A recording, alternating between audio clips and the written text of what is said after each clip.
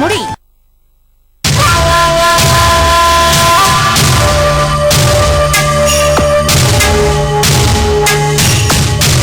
ఏంటో కస్తూరి, నువ్వు ఈ మధ్య నన్ను అసలు పట్టించుకోవడమే మానేశావు. అప్పుడప్పుడు ఇలా కాళ్ళు పట్టే పనేనే చెప్పేదానివి, ఇప్పుడు అసలు అది కూడా చెప్పడం లేదు. ఈ ఇంట్లో నేను ఎందుకు చేసే పని ఒక్కటే కదా. ఇప్పుడే చెప్తున్నాను కస్తూరి, ఈ కాళ్ళు పట్టే పని మాత్రం నేను ఒక్కడే చేస్తాను.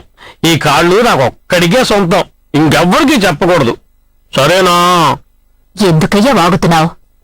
నువ్వు కాకపోతే నాకింకెవరు కాళ్ళు పడతారు? నన్ను తాకే హక్కు నీకొక్కడికే ఉంది.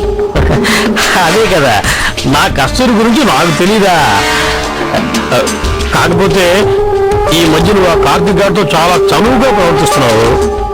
ఎందుకైనా మంచిది వాడితో కాస్త జాగ్రత్తగా ఉండే, అంటే వాడి చూపులే అదోలా ఉన్నాయి, అందుకని. నువ్వొక్కడివయ్యా, చిన్నపిల్లాడు. ఇంట్లో ఏదో ఇబ్బందులని ఇక్కడికి వచ్చిపోతున్నాడు.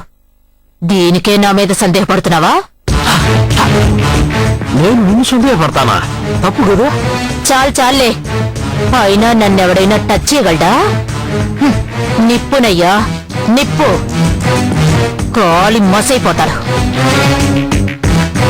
అది కాదు, అంటే ఆ ఆనందరావు ఫ్యామిలీకే సమస్యలు తెచ్చిపెట్టిన కావ్యని యూజ్ చేసుకుని కోర్టు గడించేద్దామని గంప డాసుతో ఆచారితో చేతులు కలిపి నువ్వు ఈ రంగులోకి దిగావు. వాడి మాటలు నమ్మి అనవసరంగా కార్తీక్ గాడికి 10 లక్షల రూపాయలు ఇచ్చావు. ఏం జరగబోతోందో ఏమోనని దిగులుగా ఉంది తెలుసా? నువ్వు ఫీల్ అవ్వకో. ఎంత పిండినా కళ్ళల్లోంచి నీళ్లు రావు గాని యాక్టింగ్ ఆపే.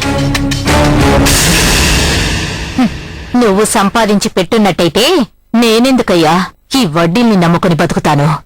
అందుకని ఆ ఆచార్య చెప్పిన పనులన్నీ నువ్వు చెయ్యాలా? ఆన్సర్లు ఇస్తున్నానని క్వశ్చన్లు ఎక్కువ వేస్తున్నావా? ఆచార్య ఎవరో తెలుసా? ఆయనంటే ఈ హైదరాబాద్ పోలీస్ డిపార్ట్మెంటే భయపడుతుంది. కావ్య దగ్గర మనం కొట్టేసిన 5 కోట్ల న్యూస్ తెలిసి కమిషన్ అడగడానికి వచ్చారని అనుకున్నాను గాని అంత పెద్ద మనిషి నన్నొక సహాయం చేసి పెట్టమని అడగడానికి వచ్చాడు. ఈ సహాయం చేసి పెట్టావనుకో, ఆచార్య మనకి ఆప్తుడైనట్టే. ఇక చూడు, ఈ వడ్డీల కడప కస్తూరిని ఎవ్వడూ టచ్ చేయలేడు. అసలు నీ ప్లాన్ ఏంటో నాకేం అర్థం కావట్లేదే.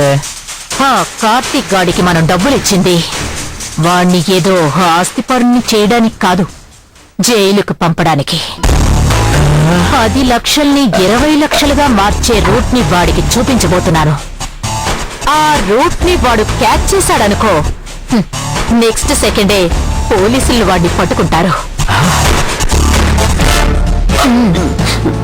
వాణ్ణి జైలుకి పంపించేస్తే ఆ ఆచార్య గుండె చల్లబడుతుంది. అటు అసిస్టెంట్ కమిషనర్ దీపక్ గుండె రగిలిపోతుంది. ఇక చూసుకో, ఆ ఆనందరావుని బ్లాక్మెయిల్ చేస్తే ఇక బ్లాంక్ చెక్కులు ఇక్కడ బ్యాంక్ లో కాదు, స్విస్ బ్యాంక్ లోనే అకౌంట్ ఓపెన్ చేసేస్తాను. అదే కదా కస్తూరియా మజాకా. నువ్వు నాకు ఎంత ఐస్ పెట్టినా ఈ రోజు కూడా నీకు ఉపవాసమే. అదే అంటే కాళ్ళు పట్టమన్నందుకే అడ్వైస్లు ఇవ్వడం మొదలు పెట్టావు. అది కాదు కస్తూరి, ఎవరు వస్తున్నారు చూడు. అమ్మో, కార్తీక్ గారు వస్తున్నారు.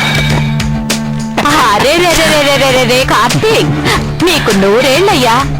ఇప్పుడే నిన్ను తలుచుకున్నానో లేదో అప్పుడే వచ్చేసావు. ఏమయ్యా అలా చూస్తావేంటి? చార్ తీసుకురా.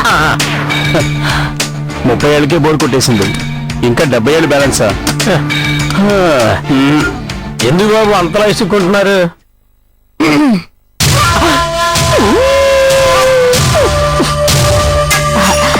కార్తీక్, నువ్వు చాలా లక్కీ ఫీల్ అయ్యా. నిన్ను కోటీశ్వరుణ్ణి చేసి చూపిస్తానని మాటిచ్చాను కదా, అది ఎలాగబ్బా అని చాలా దిగులు పడ్డాను. ఆ టైం ఇప్పుడు వచ్చేసింది. అవునయ్యా, నిజంగా నువ్వు అదృష్టవంతుడివే. పొగడ్తలు కొంచెం ఎక్కువగా ఉన్నట్టున్నాయి. మ్యాటర్ ఏంటో చెప్పు. చాలా ముఖ్యమైన పని కార్తీక్. మన బిజినెస్ కోసమని నేను నీకిచ్చిన ఆ 10 లక్షల్ని ఒక దగ్గరిస్తే 20 లక్షలు వస్తాయి. అది అలాగే 40, 60 అని కోటి రూపాయల వరకు సంపాదించేయొచ్చు.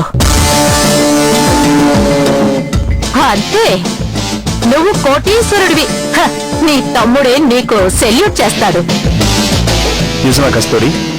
ఇందులో ఏ ప్రాబ్లం ఉండదుగా? ఎంత మాట నేసా? నా మీద నమ్మకం లేదన్నమాట. హ్మ్. ప్రాబ్లమే ఉంటే ఆ పని నీకప్పచెప్తానా? నీ తమ్ముడు సపోర్ట్ లేకుండా నువ్వు స్వయంగా పైకి రావాలనుకుంటున్నావు. దానికి సహాయం చేస్తున్నాను అంతే. నిన్ను సందేహపడతానా కస్తూరి? నేను ఎక్కడికి వెళ్ళాలి, ఏం చేయాలి అది మాత్రం చెప్పు. మిగతాదంతా నేను చూసుకుంటాను.